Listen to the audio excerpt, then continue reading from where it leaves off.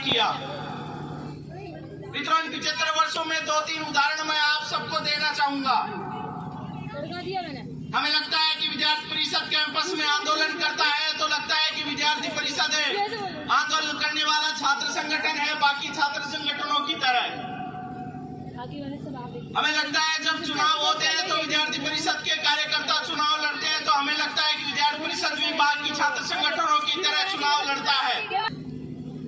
लेकिन इन 75 वर्ष में इस एक यात्रा जो समाज में, देश में अग्रणी रहकर अन्य क्षेत्रों में विद्यार्थी परिषद की जो भूमिका रही, कहीं न कहीं वो अन्यत्र रूप में हम सबको देखने और समझने की आवश्यकता है। तो पूर्वोत्तर के राज्यों में पढ़ने वाले कैंपसों में छात्र छात्राएं, उनमें भी ये भारतीय विचार स्थापित हो। पूर्वोत्तर की कहीं न कहीं संस्कृति, हमारे देश के विभिन्न राज्यों की संस्कृतियां अनेक हैं। ऐसे ध्यान में रखते हुए 1966 से विद्यार्थी परिषद सील के नाम से एक कार्यक्रम प्रारंभ किया। मित्रों, जयप्रकाश नारायण आंदोलन के माध्यम से हम सब लोगों ने किताबों में पढ़ा भी है, सुना भी है। लेकिन वो जयप्रकाश नारायण का आंदोलन, कैंपसों में पढ़ने वाला नवयुवक, इस देश में जब वो जयप्रकाश नारायण जी के नेतृत्व में आंदोलन लड़ा गया, वो हजारों जो युवाओं की भीड़ थी, हजारों नौजवान युवा उस आंदोलन में थे, वो कैंपसों से निकलने वाला विद्यार्थी परिषद का कार्यकर्ता ही था। आपातकाल की घटना हम सब लोगों ने सुनी होगी। उस देश में, भारत देश में आपातकाल की घटना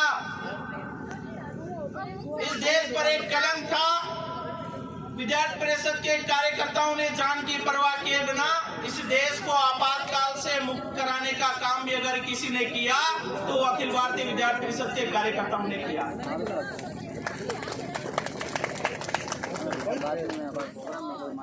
हम सबको लग रहा है कि आज एक अजीब अच्छा संयोग भी है। इस देश ने आज 75 आजादी का अमृत महोत्सव के रूप में हम सब लोग मनाए।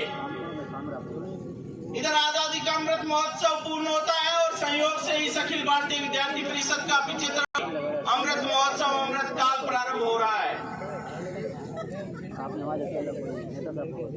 और जब इस देश में हम सब लोगों ने एक बात और ध्यान में आई होगी कि विद्यार्थी परिषद का कार्यकर्ता हमेशा से कैंपस में पढ़ाई भी किया, लेकिन एक मन में दुख था कि 1947 में जब देश आजाद हुआ तो ये जम्मू कश्मीर हमसे 370 की एक ऐसा प्रतिबंध हम सबके बीच में लगा दिया कि इस देश का राज्य होने के बाद में भी वहाँ जम्मू कश्मीर के लाल चौक पर तिरंगा फहराना एक अपराध जैसा था।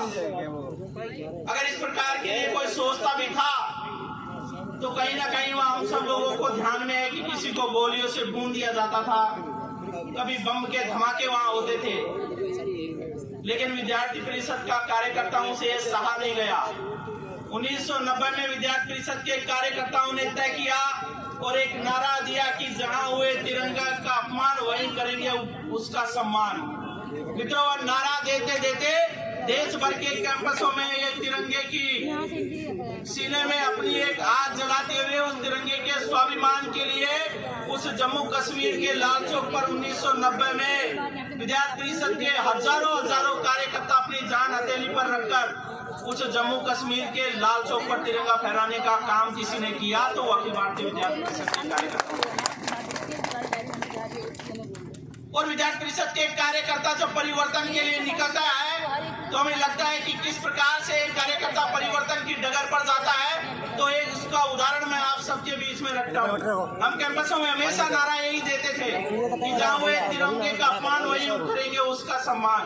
मित्रों, वो नारा लगाते कैंपस में पढ़ने वाला एक कार्यकर्ता आप सबकी तरह नारा लगाते हुए जब समय आता है तो इस देश का गृह मंत्री बनता है और उसने वो नारा कैंपसों में लगाया था और वो दर्द उसको सहा नहीं गया। तो विद्यार्थी परिषद का कार्यकर्ता जब देश के गृह मंत्री के रूप में बनता है अमित शाह,